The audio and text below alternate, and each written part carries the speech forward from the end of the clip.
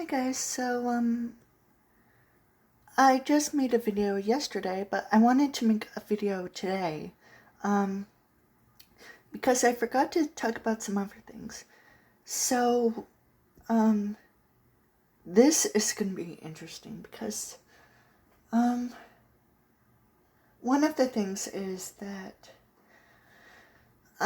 people theorize that, in Return in the Sleepaway Camp franchise, in Return to Sleepaway Camp, the Angela that we know of, um, during the end of the film, being played by Felissa Rose, is actually the real Angela who survived the boating accident, and not her brother Peter, who took his sister's identity and then became a transgender girl.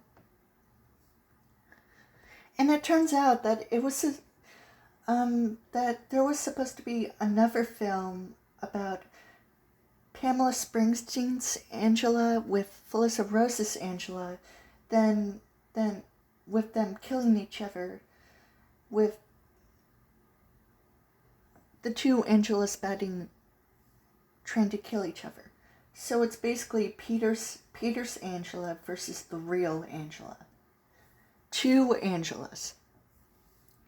And it turns out it was actually confirmed by Phyllis Rose and the director, Robert Hiltzik, or probably someone else. I don't know. But I thought it was pretty interesting, and even though Return to Sleepaway Camp isn't good, I do now think that both that and Sleepaway Camp 4: The Survivor are good on their own ways. Because even though Return to Sleepaway Camp is awful, even to the characters such as Alan, does it really even matter if it's supposed to be a good movie or not? I mean, sure, it's awful, but what's the point? And also, Sleepaway Camp 4: The Survivor is, people say it's garbage, but Good Bad Flick said that it's more of a Frankenfilm to the last movie, which I think is really nice to say. And as I was thinking about it, I thought of the whole timeline thing with Halloween and the Texas Chainsaw Massacre, and probably even Friday the 13th, I guess. There are certain timelines and different timelines. So we have the Texas Chainsaw Massacre and the remakes and the alternate timelines. We have Halloween and now Sleepaway Camp. So I'm going to say this right now. The first timeline, Sleepaway Camp 1, 2, 3, and 4. There's the second timeline, which is Sleepaway Camp 1 and then Return to Sleepaway Camp. There's the third timeline, unofficial, Sleepaway Camp 1, 2, 3, and Return to Sleepaway Camp. So if we had that recent timeline, that would mean that the Peter/Angela Baker person being played by both Felissa Rose during the first movie and then Pamela Springsteen was in fact the Peter Angela, except now they're like in a psychiatric,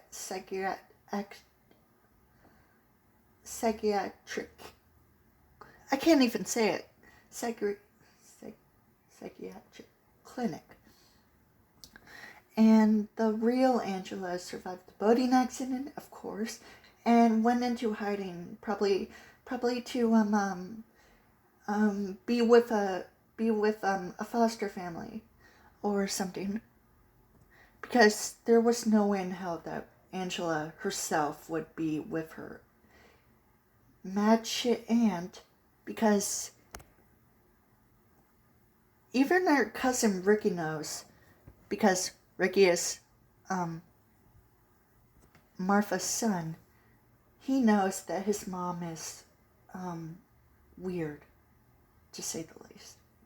She's not scary weird, but she does unsettle a bit from her certain expressions, where she's concerned in a certain way, and I'm just wondering, is there something wrong with Martha? Is she even okay?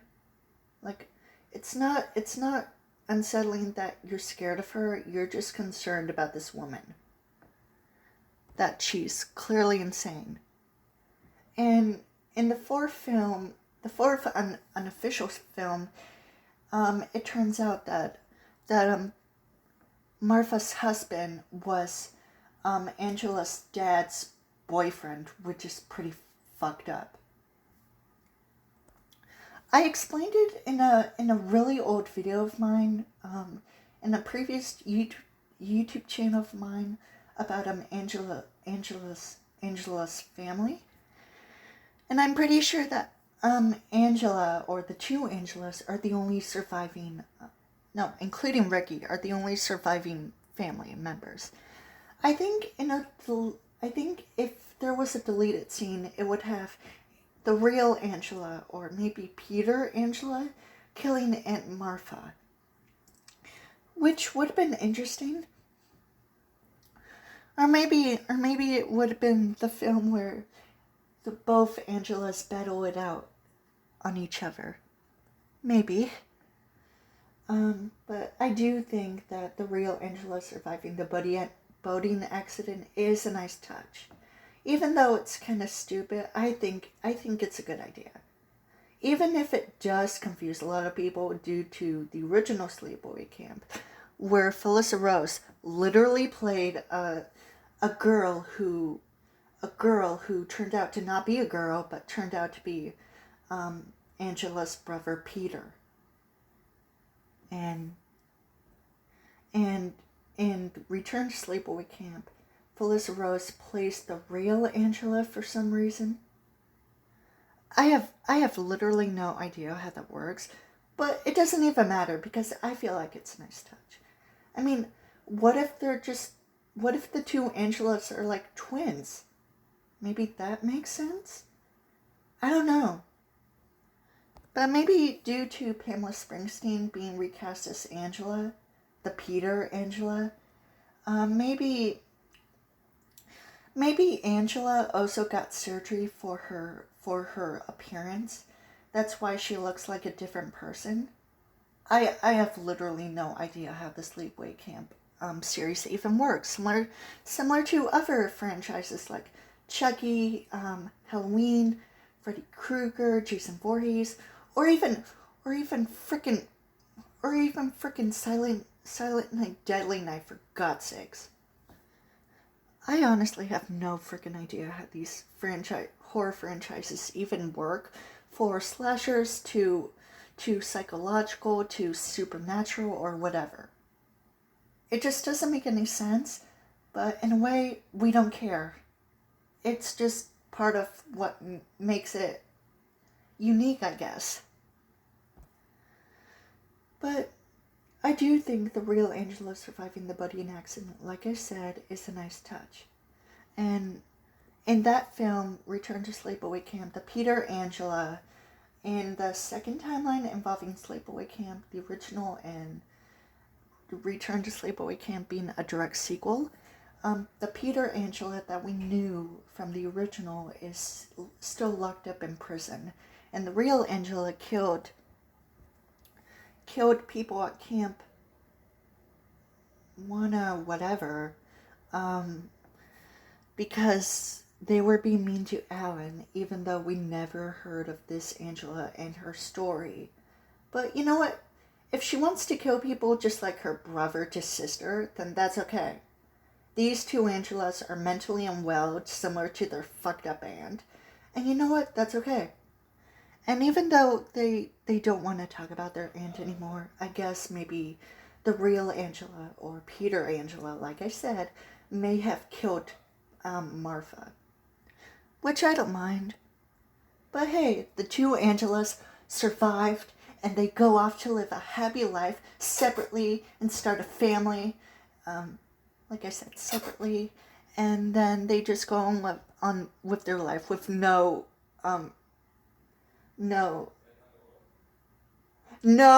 circumstances for their actions. Okay, it's just one in a lifetime scenario for both of them. Two Angelas in one. That just blew my mind. But I do think the third timeline involving the three original films with Return to Sleepaway Camp would be interesting to say the least. And hey, if I meet Felicity Rose, then maybe I would talk about it. Talk about the real Angela surviving the boating accident, maybe? I honestly have no idea. Okay, I feel like I'm just rambling and repeating myself, so I'm just going to move on to the second thing that I wanted to talk about. So, James H. who does the dead meat kill counts, due to his recount of the Chucky / Child Play franchise, there's a problem. So, when it came to Child's Play 3, it got age restricted and blocked from YouTube.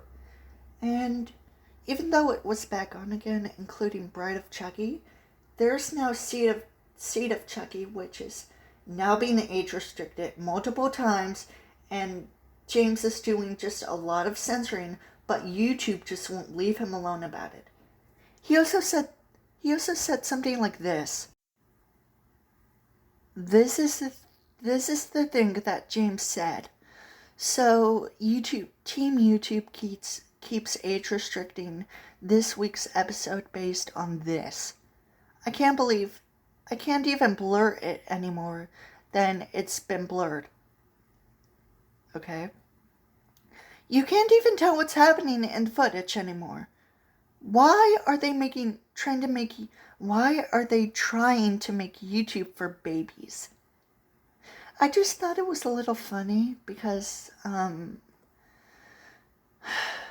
thing is, YouTube already has an app for children, but YouTube Kids is even worse than YouTube itself. It has the most weirdest content that I don't know why it's even for children anyways. Especially ever since the whole Kappa thing. There's also been YouTubers who are furries and inflationists who got their videos and YouTube accounts banned and age restricted, and that just broke my heart. But at the same time, it wouldn't even matter to some other people, which I couldn't necessarily blame them because some of the furries that I know barely even upload videos, so there's that. But this is a problem all on its own. I have never seen this happen before. This is a YouTube channel that reviews and kill counts horror movies, and I'm thinking that since this has never happened before and it's only happening to dead meat, I'm thinking it only happened because maybe YouTube is sensitive for the whole Chucky franchise nowadays, because Chucky is a killer doll who kills people in horrifying ways, even if it's just a typical slashing of the knife or just accidents or whatever. It's ridiculous. But you know what? I'll just go with the original kill count of the Chucky franchise. Just whatever, because at least that's not censored. And at least I don't have to hear I don't know.